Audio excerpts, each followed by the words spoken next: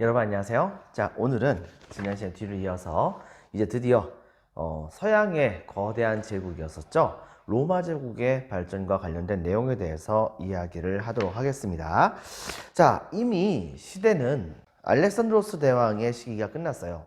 그리고 나서 그 알렉산드로스 대왕이 동쪽 페르시아 지역을 중심으로 해가지고서 통치했던 그런 지역들 전부 다가 상당수가 이제 그리스화되는 모습을 살짝 보여주기도 했었죠. 바로 그런 형태의 세계를 일컬어서 우리는 헬레니즘 시대라고 얘기를 하죠. 자, 근데 그런 과정 중에서 특히 이 그리스에게 영향을 안 받았다고 얘기할 수는 절대 없었던 바로 로마가 어떻게 발전했었는가에 대한 내용에 대해서 살펴보도록 하겠습니다. 자, 먼저 내용은 다음과 같습니다. 첫 번째, 자, 공화정의 성립과 발전과 관련된 내용이에요. 로마도 그리스에 있었던 여러 개 도시국가들이 그렇게 했었던 것처럼 초창기에는 바로 왕정의 모습을 보여줬었어요. 왕이 통치했었던 그런 시기였었죠. 하지만은 이때 당시에 이 로마인들도 마찬가지로 이 왕이 통치하는 거에 대해서는 좀 굉장히 많은 거부감이 있었던 것이 사실이었던 것 같습니다. 자, 그래서 그런 것일까요? 당시에 로마의 유력한 가문들에 해당하는 그런 사람들이 그 왕을 쫓아버립니다. 그리고 나서 자기들만의 이제 정치를 이끌어 나가게 됐던 것이죠. 로마의 가장 유력한 가문 출신에 해당되는 사람들만 중심이 돼가지고서 정치에 참여를 하는 모습을 보였었는데요. 그렇기 때문에 이런 형태의 정치를 일컬어서 우리는 왕이 없는 정치제도, 바로 공화정이라고 보통 얘기를 합니다. 하지만 이것은 민주정이라고까지 얘기할 수 있는 상황까지는 아니에요. 왜냐하면 평민들이 전부 다 참여하지는 않았었기 때문이죠.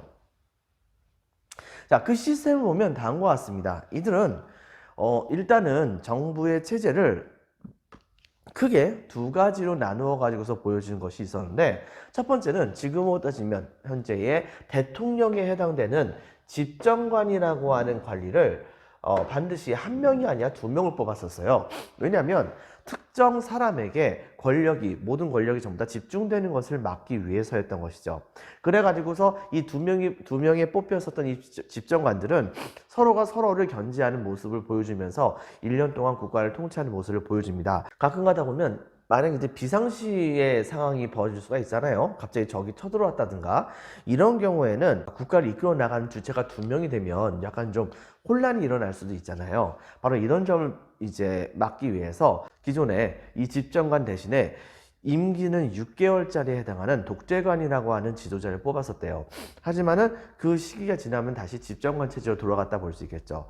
그렇게 해가지고서 그 임기를 끝냈었던 집정관의 경우에는 바로 임기가 끝난 다음 해에 바로 이제 그 외에 원로원이라고 하는 국가의 원로에 해당되는 사람들이 모여가지고서 정치를 논의하는 그런 이제 일종의 지금으로 따져본다고 한다면 국회에 해당하는 그런 이제 입법기관에 들어가게 되어 있다고 합니다. 자, 결과적으로는 이 원로원에서는 법을 만들고 그 법을 집행하는 것은 집정관이다 보니까 자연스럽게 바로 이 양쪽이 서로가 서로를 견제하면서 국가의 권력이 이제 어느 한쪽에 치우치지 않게 잘 나가는 모습을 보여주게 되었다 볼 수 있겠습니다. 자, 여기까지는 좋았어요. 근데 이제 문제가 뭐가 생기게 됐냐면 바로 여기 보이다시피 평민층들이 갑작스럽게 이제 성장을 해나가기 시작을 했단 말입니다. 정확히 얘기한다고 한다면 갑작스럽게 성장한 것은 아니죠. 예전에 선생님이 한번 그런 얘기한 적이 있었었죠. 바로 로마의 귀족들이 권력을 가장 크게 가질 수 있었던 가장 큰 이유는 무엇 때문에 그런 것이냐? 바로 그들이 전쟁터에서 많은 공로를 세울 수 있었기 때문에 그런 것입니다. 즉, 이때 당시 이 귀족들은 바로 많은 무장을 해가지고서 적들이 나타났을 때 그 많은 무장을 기반으로 해서 무술 실력이 어느 정도만 있다고 한다면 바로 적들과 싸워가지고서 승리를 쉽게 거둘 수 있는 그런 측면이 있었단 말이에요. 자, 그런데 시간이 흘러가면서 이제 어떤 일이 벌어지냐면 이 로마의 그리스식의 바로 중장보병 밀집대원 전술, 다른 말로는 팔랑크스 전술이 이때 당시에 전파가 됩니다. 이 팔랑크스 전술의 가장 큰 특징 중에 하나가 바로 중장보병 밀집대형 전술, 즉 그러니까 일반적인 평민들이 많은 사람들이 대거 참여해야지 이 전투가 잘 이루어질 수 있는 그런 측면이 있는 건데요. 로마라고 한 나라에 귀족들이 그렇게 많이 있을 리가 없잖아요. 이렇게 되다 보니까 자연스럽게 평민들이 전쟁터에 같이 참여하게 돼 있는 시스템이었었고, 이렇게 하다 보니까 자연스럽게 이런 평민들의 경우에는 바로 이제 전쟁에 참여를 하는 모습을 보여주면서 거기에서 여러 차례에 걸쳐 가지고서 이 팔랑크스가 전쟁에서 승리를 많이 거두게 되는 과정 중에서 이때 당시에 평민층들도 전쟁에서 굉장히 효용성이 높다는 것이 증명이 됩니다. 하지만 문제는 뭐냐? 평민층들은 드디어 한 가지 생각한 것이 있었어요. 바로 아테네가 그렇게 했었던 것처럼 당시에 이 로마의 평민층들은 자기네들은 전쟁터에서 나가가지고서 여러 차례에 걸친 그런 공로를 세우기도 하는데 실질적으로 자기들에게 무엇인가 주어지는 것이 아무것도 없다라고 생각했었어요. 그래가지고서 자신들의 정치적인 발언권 같은 것을 높일 수 있는 방법을 찾으려고 여러 차례에 걸쳐가지고 노력을 했었죠. 그런데 당연히 원래 가진 사람이 내놓는 것이 이게 쉬운 건 아니지 않습니까? 이때 당시에 로마의 기득권층에 해당됐었던 귀족들은 자신들의 권력을 평민층들에게 나눠주려고 생각을 안 했었어요. 자, 이렇게 하다 보니까 이 대립이 그리스, 아테네 같은 경우에는 솔론의 금권정이 나왔었죠. 근데 이때 당시에 이 로마에서는 이것이 좀 더 극단적인 형태로 나타나게 됩니다. 어느 날 갑자기 로마의 모든 평민들이 하루아침에 모두 다 짐을 싸가지고 성산이라고 불리는 그런 산으로 가서 거기 가가지고서 거기에 새로운 폴리스를 만들겠다고 단체로 떠나버리는 그런 사태가 벌어졌어요. 여기에 이제 이때 당시에 로마의 귀족들은 엄청나게 당황을 할 수밖에 없었죠. 왜냐? 바로 평민층이 있어야지 자기네들도 귀족의 대우를 받는 거 아닙니까? 그런데 평민주의 단체로 어디론가 떠나버리게 된다고 한다면, 그런다고 한다면은 자기들이 이제 귀족이랍시고 로마에 남아 있어봤자 귀족도 평민이 있어야 귀족이 되는 건데 귀족으로서 활동 같은 것을 제대로 할 수 있는 상황이 전혀 못 되게 되는 거잖아요. 결과적으로는 이때 당시에 로마의 지배계층은 이 평민층들의 요구에 바로 두 손 두 발 다 들어버립니다. 그래가지고서 그들의 요구를 조금씩 받아들이기 시작을 했었죠. 첫 번째, 막 이 신분투쟁이 바로 그것이었었고요. 바로 이런 과정 중에서 첫 번째는 평민회가 만들어지게 됩니다.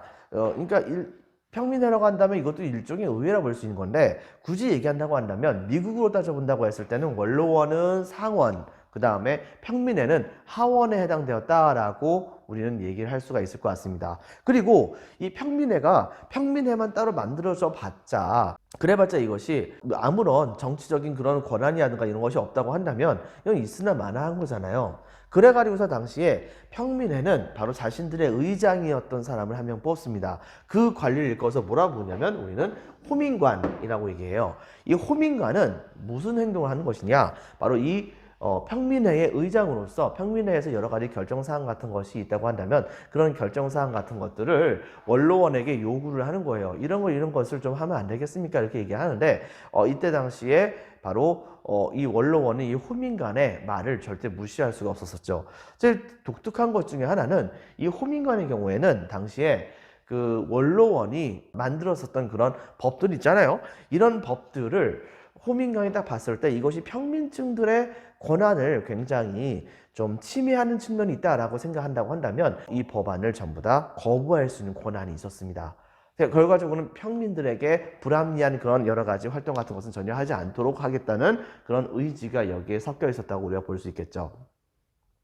자, 그리고 또 한 가지는 바로 12표법이라고 하는 것을 만들었어요. 이 12표법이라고 하는 것이 만들어지기 전까지 로마는 어떤 상황이었었느냐? 귀족들이 로마에서 전통적으로 내려왔었던 그런 일반적인 관습법 있죠. 이 관습법을 자기 마음대로 생각을 해가지고서 평민들에게 적용하는 그런 모습을 보여주게 돼요. 문제는 이것이 눈에 쓰여져, 어딘가에 쓰여져 있다기보다는 이 귀족들의 머릿속에 있고 이것조차도 때때로는 이것이 이제 귀족 마음대로 변형되는 건 모습이 보여주다 보니까 왜냐하면 이제 귀족 마음대로니까 이러다 보니까 이때 당시에 평민들은 이것에 대한 불만이 굉장히 컸었거든요.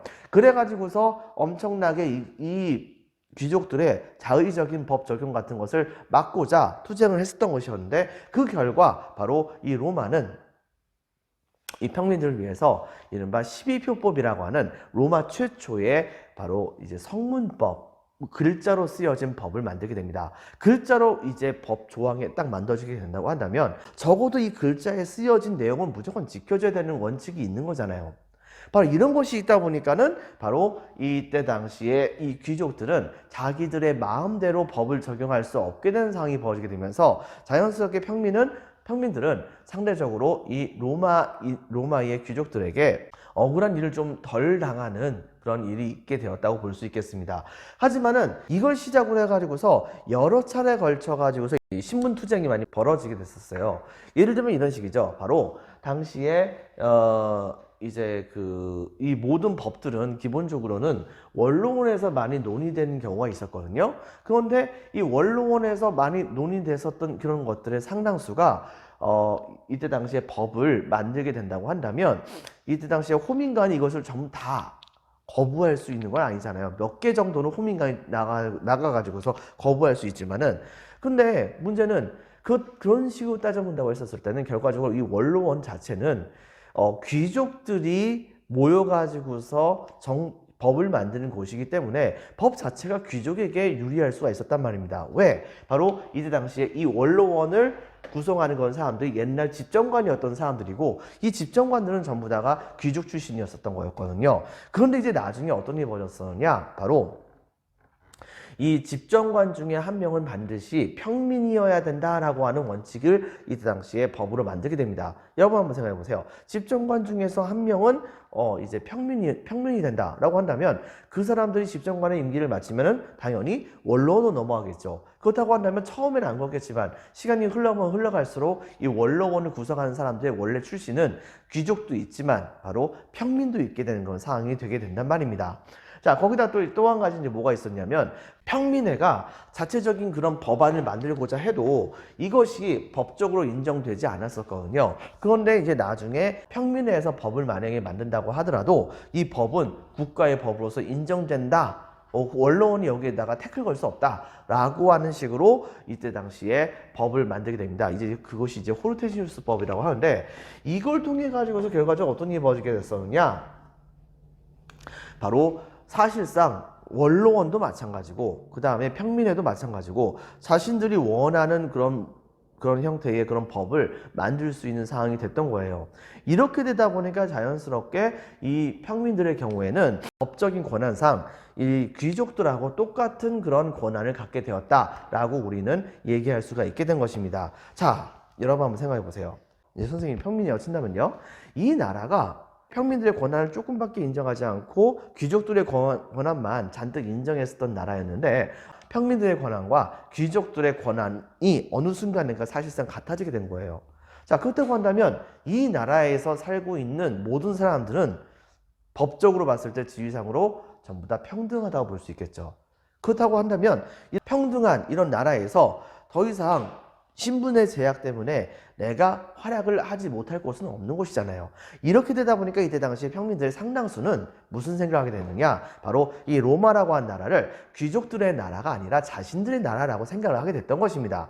자, 이렇게 되게 되자 이때부터는 로마는 갑작스럽게 엄청나게 많은 발전을 이루게 됩니다. 즉 로마는 이제 이탈리아 반도의 가운데에 있습니다. 하지만 사실 이거 도시국가긴 한데 이 주변에 로마뿐만이 아니고 여러 개의 라틴 계열 쪽에 해당했었던 도시국가들이 있었어요. 근데 그들과 같이 이때 당시에 로마는 동맹을 맺습니다. 이 동맹을 맺은 다음에 이들은 같이 힘을 합쳐가지고서 이때 당시에 북쪽에 있었던 여러 개의 그런 민족들의 공격들을 잘 막아내는 모습을 보여주게 됩니다. 그렇게 되면서 나중에 어떤 일이 벌어졌느냐? 영향을 점차 확대해 나가는 과정 중에서 최종적으로는 바로 이 로마는 이탈리아 반도 전체를 사실상 통일하게 됩니다. 자, 이렇다는 것은 곧 뭘 말하는 것이냐? 이때 당시에 로마가 엄청나게 시민들의 적극적인 지지 속에 이제 영향을 확대해 나갔다고 우리가 볼 수 있는 것이겠죠. 근데 제일 중요한 것은 로마가 이렇게 영역을 확장을 해 나가면서 나중에 동맹시들이 로마가 이제 맹주다 보니까 애당초에 그냥 우리 동맹시 하지 말고 로마에 합병될래? 라고 하는 그런 나라들이 되게 많아지게 되면서 이 동맹시들에게도 나중에 가서는 어떻게 했었냐면은 로마의 시민권을 전부 다 주게 돼요. 그렇게 되면서 이때 당시에 도시국가였던 로마는 이탈리아 반도 전체를 통일했었던 로마가 되는 것이고, 이 로마가 통치했었던 이탈리아 반도에 살고 있는 모든 사람들은 전부 다 로마의 시민권이 주어졌던 것입니다. 뭐 여기까지는 뭐 이제 민족의 발전 뭐 이렇게 해가지고서 중요하다고 볼 수는 있겠죠. 근데 이제 여기서부터 본격적으로 좀 이제 로마가 정복 국가로서의 활약을 보이게 됩니다. 무슨 말이냐? 자, 당시에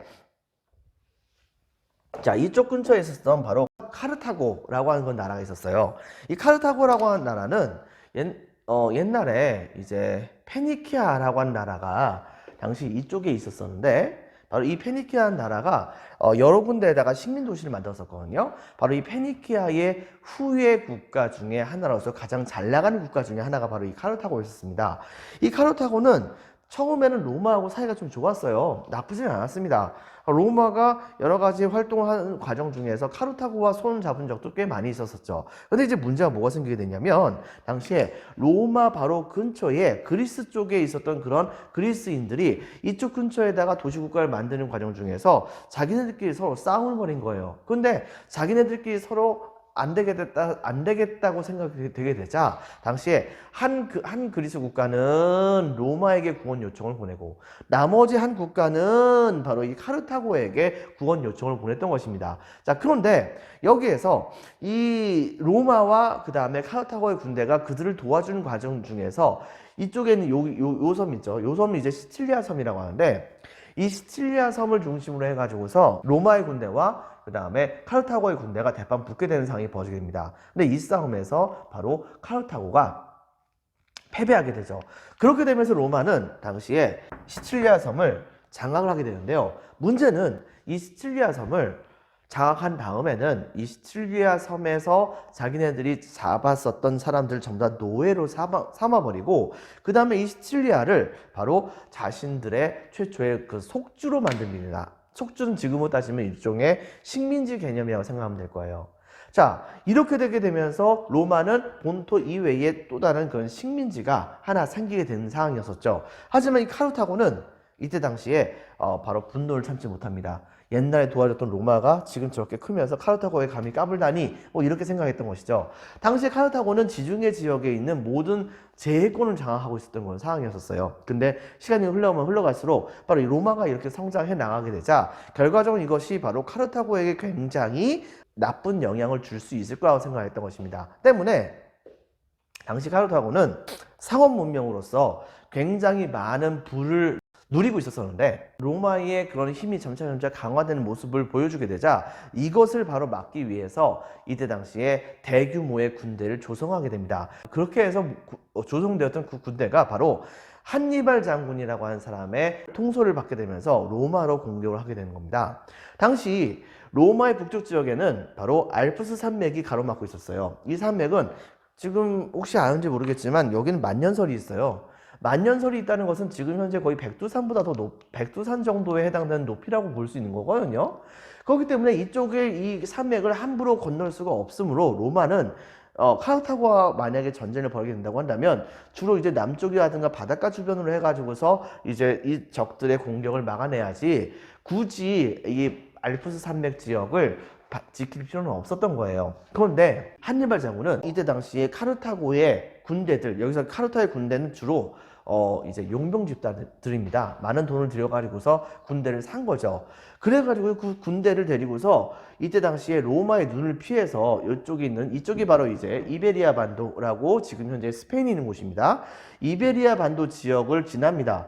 이 길을 쭉 간 다음에 가다가 이때 당시에 알프스 산맥을 넘어가는데, 그때 당시에 이 하니발 장군이 데리고 왔었던 군대 중에는 코끼리 부대가 있었어요. 왜냐? 로마의 중장보병 밀집대형 전술을 무너뜨리려고 한다면 반드시 필요했던 것이 바로 무엇이냐? 바로 이 코끼리 부대였었거든요. 코끼리 부대로 밀어버리면은 아무리 중장보병들이라도 전부 다 완전히 깔려가지고서 죽는 상황이 되게 많이 있겠죠.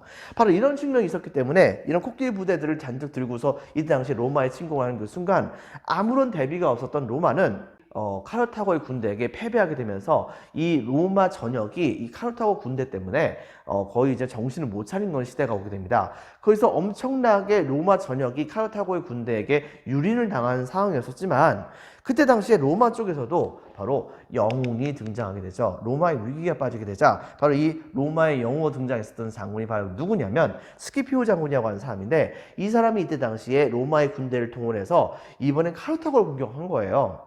이때 당시 카르타고는 굉장히 많은 숫자의 군대를 로마로 보냈기 때문에 정작 본국을 수비할 수 있는 군대가 별로 없었던 것이죠. 그래가지고서 로마의 대군이 이때 당시에 이 카르타고를 공격을 하러 가게 되자 한니발 장군은 이때 당시에 바로 이 카르타고를 보호하러 갈 수밖에 없었어요. 왜냐?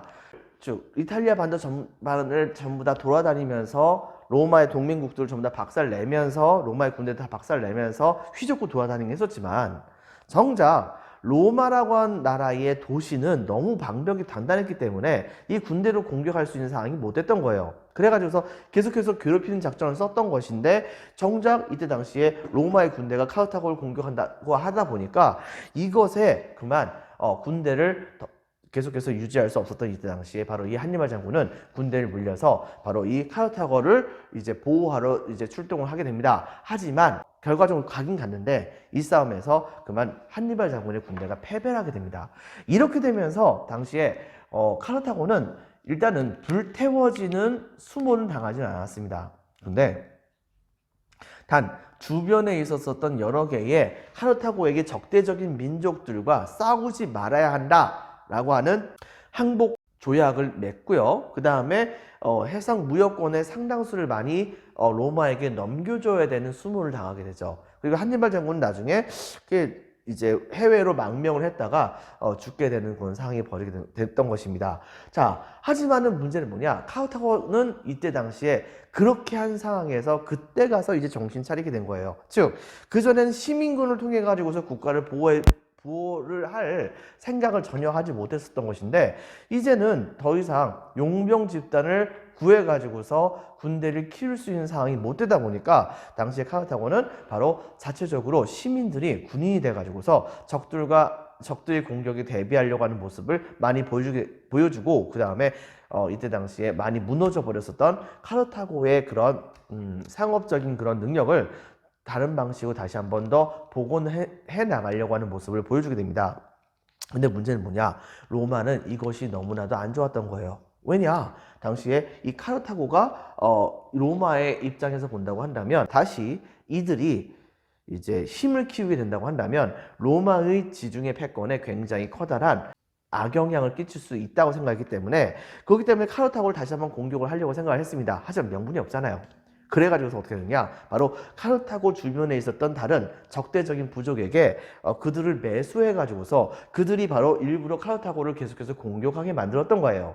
자, 이렇게 되다 보니까 이들이 이때 당시에 카르타고를 딱 공격하게 되니까 카르타고는 이들을 막아내는 과정 중에서 계속해서 방어만 하니까 너무 짜증나잖아요. 그래가지고 나중에 어떻게 했느냐? 군대를 동원해가지고서 바로 자기네들을 공격했었던 그 적대적인 부족들을 공격해버리면서 선제적인 공격으로서 바로 적들을 제압하려고 하는 모습을 보여주게 됩니다. 하지만 이것은 바로 로마의 함정이었던 것이죠. 왜? 카르타고가 바로 그렇게 군대를 동원해서 주변에 있는 민족들을 공격하기를 기다렸던 겁니다. 그렇기 때문에 바로 이때다 싶었던 이때 당시에 로마는 바로 카르타고가 조약을 어겼다는 명목으로 해가지고서 대규모로 다시 한번 싸움을 걸게 되었고 이때 당시에 카르타고의 모든 백성들은 말 그대로 최후의 1인까지 열심히 싸웠었지만은 결과적으로 로마에게 패배를 당하게 되면서 이때 당시에 카르타고라고 하는 나라는 역사 속에서 사라지게 됩니다. 그리고 카르타고가 차지했던 지역과 그 주변에 있는 지역들은 전부 다 이제 로마가 차지하게 되는 모습을 보여주게 되었던 것이죠.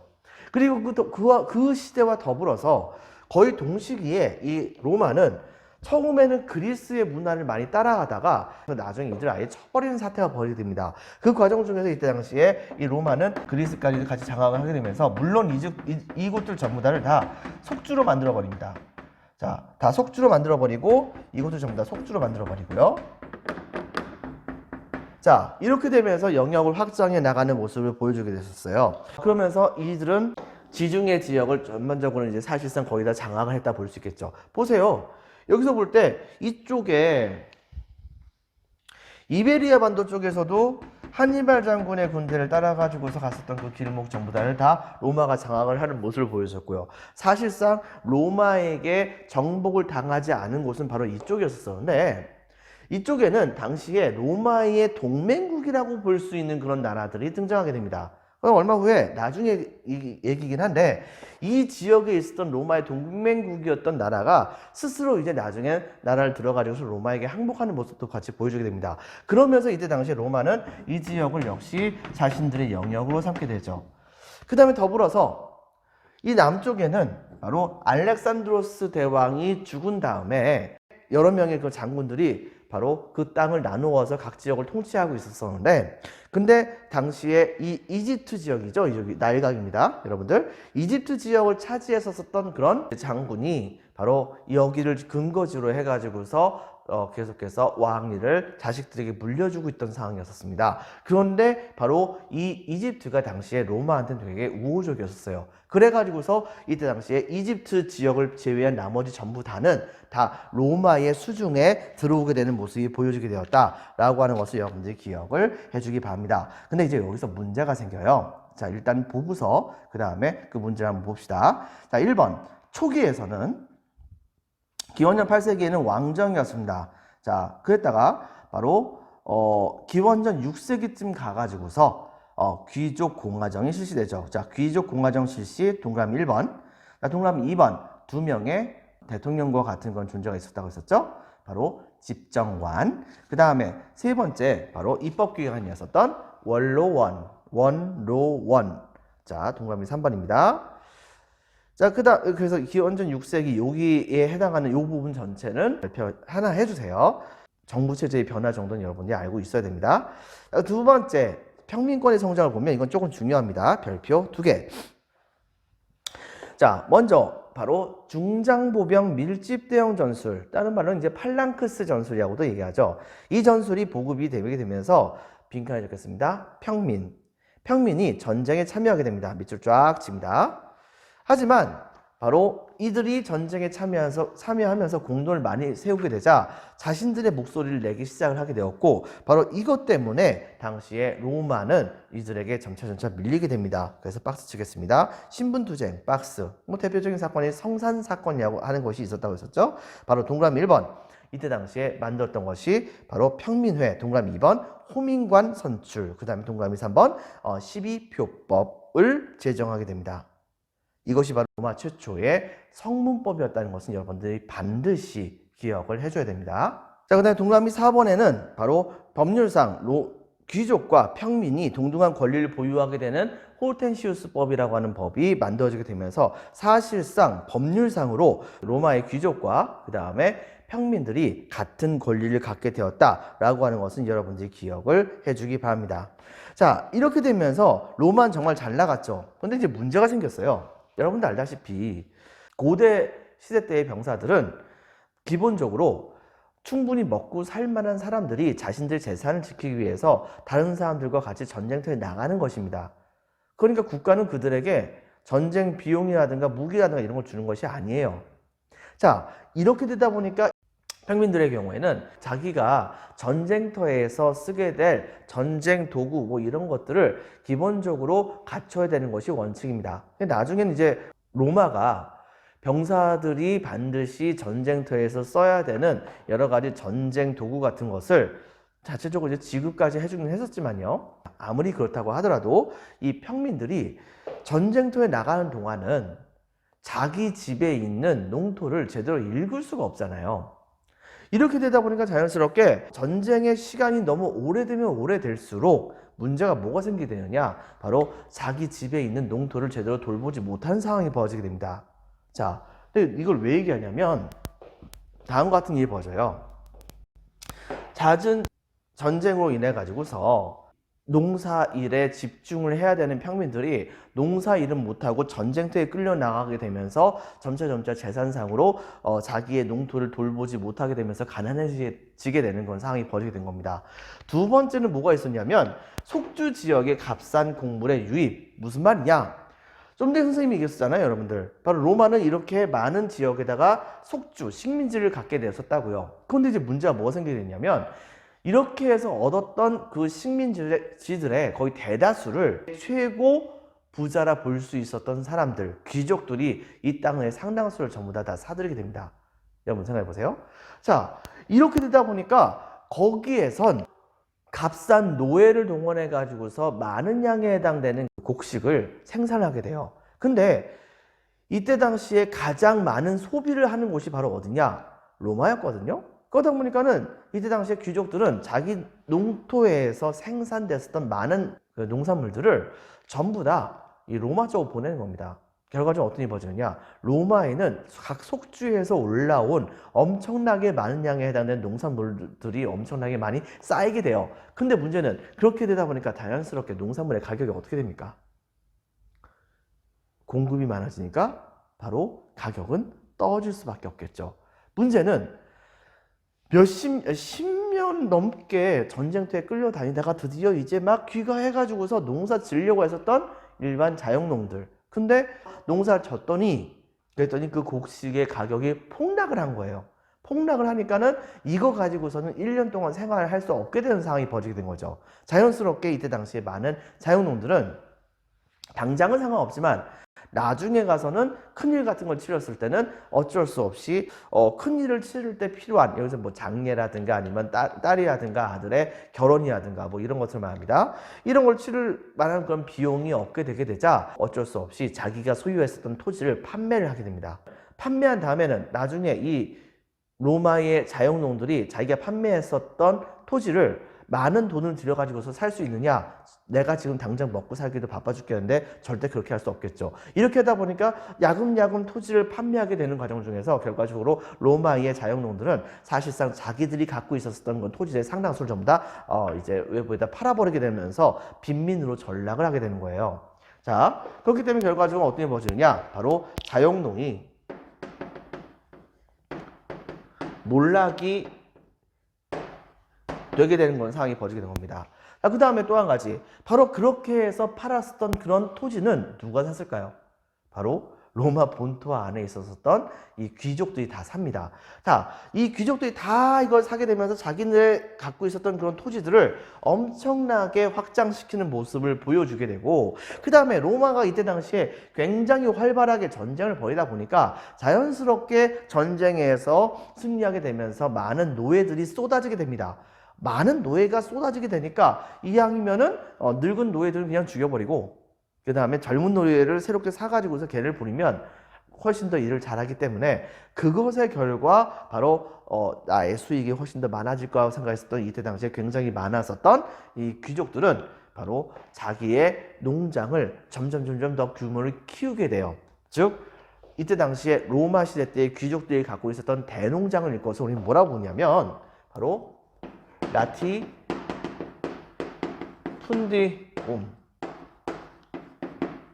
라티푼디움이라고 합니다. 근데 이 라티푼디움이 엄청나게 증가하는 모습이 보여지게 됐던 것이죠. 자, 이것의 결과 어떤 일이 벌어졌느냐? 자연스럽게 여러분 생각해 보세요.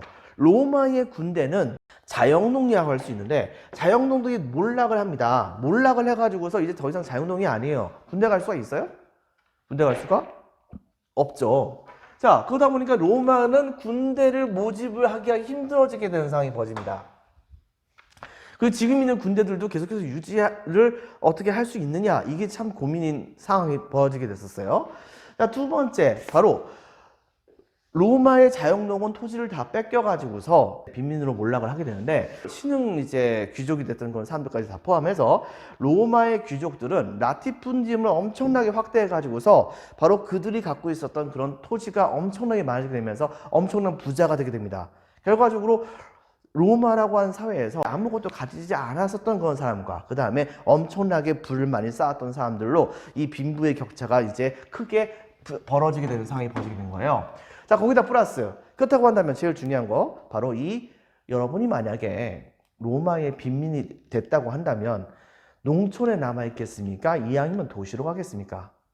여러분들 당연히 도시로 가겠죠. 왜냐? 바로 도시에는 직업이 있으니까요. 그러다 보니까 여러분들은 바로 어떻게 하냐면 이때 당시 실제로 로마의 농민들은 상당수가 도시로 유입을 합니다. 근데 그때 당시 주된 도시가 바로 로마였었어요. 그러다 보니까 굉장히 많았었던 몰락했던 로마의 시민들이 상당수가 당시에 바로 이 도시로 가게 되면서 그것의 결과 이 도시는 로마의 빈민들로 가득 차게 되는 상황이 벌어지게 됩니다. 로마의 빈민들은 항상 살기가 좋았을까요? 나빴을까요? 당연히 기분이 되게 안 좋았겠죠. 내가 거지가 돼서 여기 왔으니까. 그러니까 바로 이런 상황을 만들었었던 정치가들을 되게 안 좋아했겠죠. 근데 뒤집어 얘기하면 무슨 말이냐? 바로 그 로마의 시민들의 마음을 사는 사람이 로마의 지배자가 될 수 있는 상황이 벌어지게 된 것입니다. 자, 이런 모습이 벌어지게 되면서 당시에 이러한 로마 사회의 근본적인 문제를 해결하기 위한 시도가 벌어지게 됩니다. 대표적인 것 중에 하나가 바로 뭐냐? 바로 이 그라쿠스 형제의 개혁이라고 하는 거예요. 이 그라쿠스는 티베리우스 그라쿠스, 그 다음에 가이우스 그라쿠스라고 하는 건 사람들이 이때 당시에 이제 이 개혁을 본격적으로 실시를 하게 됩니다. 예를 들면 귀족들이 일정 정도 이상에 해당되는 토지는 절대 가지지 못하게 만드는 법을 확실하게 정해가지고서 이것을 시행하는 것입니다. 이미 이때 당시에 귀족들은 상당수가 그 한계치를 넘게 토지를 갖고 있었기 때문에 이 법이 시행되게 된다고 한다면 많은 귀족들의 경우에는 강제로 자기들이 갖고 있었던 토지를 팔아야 되는 거예요. 팔게 된다고 한다면 바로 이 빈민들이 값싼 가격으로 그 토지를 살 수가 있으니까 그 토지를 살 수 있게 된다고 한다면 자연스럽게 바로 이제 자영농으로 다시 신분을 상승할 수 있는 그런 모습이 보여주게 된다 볼 수 있겠죠. 하지만 문제는 뭐냐? 로마의 귀족들이 이것을 좋아할 리가 없잖아요. 자기들의 토지를 내놔야 되는 상황인데 그러다 보니까 이때 당시에 이 티베리우스 그라쿠스를 모함을 해가지고서 티베리우스 그라쿠스는 폭동에 의해서 죽임을 당하게 되는 그런 사태가 벌어지게 됩니다. 그리고 그 뒤를 이어서 얼마 후에는 동생이었던 가이우스 그라쿠스가 호민관으로 다시 한번 뽑히게 되는데요. 근데 문제는 이 호민관으로 뽑혔던 가이우스 그라쿠스도 귀족들은 바로 그러한 가이우스 그라쿠스의 개혁 정책을 바로 굉장히 안 좋게 생각했던 것입니다. 결과적으로 가이우스 그라쿠스도 이제 죽임을 당하게 되는 사태가 벌어지게 됩니다. 그러면서 로마는 엄청난 혼란에 빠지게 됐던 것이죠. 이 문제가 결과적으로 해결이 안 됐거든요. 이래 가지고서 여러 명의 이제 독재자들이 막 이제 여러 가지 정책을 펼치게 됐었지만 말 그대로 독재자다 보니까는 로마의 정계는 말 그대로 좀 많은 암흑기에 빠지게 됩니다. 자, 근데 그렇게 하다가 맨 마지막에 이제 누가 등장하게 됐냐면 폼페이우스라고 하는 아주 유능한 장군이 등장하게 돼요. 그 유능한 장군은 여러 차례에 걸친 전쟁에서 승리한 다음에 원로원에게 간청을 해서 자기가 데리고 있었던 그런 병사들 중에서 제대를 해야 되는 그런 병사들이 있는데 이들의 경우에는 원로원에게 요청을 해가지고서 새롭게 정복했던 그 땅을 그들에게 배분을 해달라라고 요청을 하는 모습을 보여주게 됩니다. 근데 이놈의 원로원이 좀 이제 정신 나간 거죠. 바로 그런 폼페이우스의 요구를 들어주지 않게 됩니다. 근데 이것 때문에 이 폼페이우스가 엄청나게 시리에 빠지게 됐었을 때에 폼페이우스에게 굉장히 좀 잘 다가가게 됐었던 사람이 있었어요. 그 사람은 바로 누구냐? 로마의 대부호로 알려졌었던 바로 크라수스라고 하는 사람과 또 한 명은 로마의 대표적인 부유하지만 또한 명문 가문이기도 했었던 카이사르라고 하는 사람이 같이 다가가게 됩니다. 그러면서 이들이 같이 힘을 모아가지고서 이른바 로마에서 세 명이 같이 권력을 공동 분배해서 서로 어느 정도 견제하면서도 로마를 나름대로 잘 균형 있게 이끌어 나가려고 하는 그런 정치를 펼치게 돼요. 이것을 읽어서 우리는 뭐라고 보냐면 바로 제1차 삼두 정치라고 얘기합니다. 그러나 여기서 문제가 생깁니다. 나중에 가서 크라수스는 저번 시간에 선생님이 설명했었던 파르티아와의 전투에서 전사를 하게 됩니다. 그리고 로마의 권력자를 걷게 된다고 한다면 폼페이우스와 카이사르밖에 안 남았겠죠. 그런데 이때 당시에 카이사르는 뭐 갈리아 지역, 지금으로 따지면 프랑스 이쪽 지역을 이제 공격을 하면서 명성을 많이 날리게 됐던 상황이었었는데 근데 그 사이에 이때 당시에 이 폼페이우스는 바로 원로원과 같이 손을 잡고서 카이사르를 견제하려고 하는 모습을 보여주게 된 거예요. 그 결과 카이사르와 폼페이우스 사이에서 내전이 벌어지게 됐었는데 결과적으로 어떻게 벌어졌느냐? 이 카이사르가 최종적으로는 이 폼페이우스를 내쫓아버리고 자기가 이제 권력을 잡게 되는 상황이 벌어지게 됐던 것입니다. 기존에 있던 원로원들 싹 다 갈아버리고요. 자, 그리고 나서 이제 평민들을 위한 정치를 펼치려고 했었으나 문제는 뭐냐? 이렇게 하다 보니까 어쩌다 보니까 이게 모양새가 모든 권력자들이 전부 다 제거되고 카이사르만 남았잖아요. 그러다 보니까 카이사르 혼자서 국가를 통치할 것 같은 그런 상황이 되게 된 겁니다. 당시에 카이사르는 스스로 나는 절대 그럴 생각이 없다라고 얘기했었지만 사실상 이때 당시에 이제 로마가 한 명의 권력자에 의해서 통치가 되는 그런 시스템이 구축이 되게 돼요. 그 과정 중에서 이른바 카이사르는 사실상의 황제 제도를 시행했었다라고도 얘기할 수가 있었겠죠. 하지만 그것을 완벽하게 갖추기 직전에 자기의 양아들이었던 사람, 바로 브루투스라고 하는 사람에게 암살을 당하게 됩니다. 그러면서 이때 당시에 카이사르는 되게 유명한 말을 남기죠. 아, 브루투스 너 맞아. 결과는 여러분들 브루투스가 로마 시민들의 지지를 받지 못하게 되면서 쫓겨나게 되면서 카이사르의 후예들이 이때 당시에 다시 한번 제2차 삼두 정치를 펼치게 됩니다. 자, 요것에 대해서는 다음 시간에 이야기를 하도록 할게요. 자, 이제 먼저 프린트를 봅시다. 자, 배경을 보면 동그라미 4번에요. 자, 배경에다 별표 2개 쳐주세요. 자, 배경 첫 번째 동그라미 1번 장기간의 전쟁, 동그라미 2번 어디로부터의 값싼 곡물 유입이죠? 바로 속주죠. 동그라미 2번, 동그라미 3번 귀족의 토지 매입과 공유지 점유, 동그라미 4번 전쟁 노예. 그리고 이것 때문에 바로 1번과 2번의 이유로 자영농이 몰락하고 그 다음에 3번과 4번의 이유로 라티푼디움이 확대가 되게 됩니다. 그 결과 바로 로마군은 약화가 되게 되고 그 다음에 또 한 가지 빈부격차도 심화가 되고 그 다음에 몰락한 농민들이 도시를 유입하게 되면서 공화정은 전복에 위기에 빠지게 됐죠. 때문에 이것을 막기 위해서 별표 2개 칩니다. 그라쿠스 형제의 개혁. 자, 토지의 재분배를 통한 빈칸을 적겠습니다. 자영농 육성을 목적으로 개혁을 실시했었습니다. 하지만 귀족들이 반대했었죠. 결과적으로는 이들은 전부 다 죽임을 당하게 되고 실패했었으나 얼마 간의 그런 혼란기 끝에 바로 카이사르라고 하는 사람이 카이사르가 혼란을 수습한 다음에 정권을 장악하게 되면서 그러면서 이제 로마의 정치적 혼란은 중단될 수 있었으나 이 카이사르마저도 암살을 당하게 되면서 로마는 다시 한 번의 혼란기에 빠지게 됩니다. 자, 여러분들 바로 프린트 14페이지에 큰 1번에 있는 자료 기억에 들어갈 말은 뭐죠? 바로 호민관 이렇게 적어주도록 하기 바랍니다. 2번은 여러분이 좀 알아서 봐보세요. 자, 여러분들 수고 많으셨습니다. 오늘은 여기까지 할게요. 다음 시간에는 로마 제정의 등장과 그 다음에 멸망 그리고 로마의 문화에 대해서 살펴보는 시간을 갖도록 하겠습니다. 자, 수고 많으셨습니다. 감사합니다.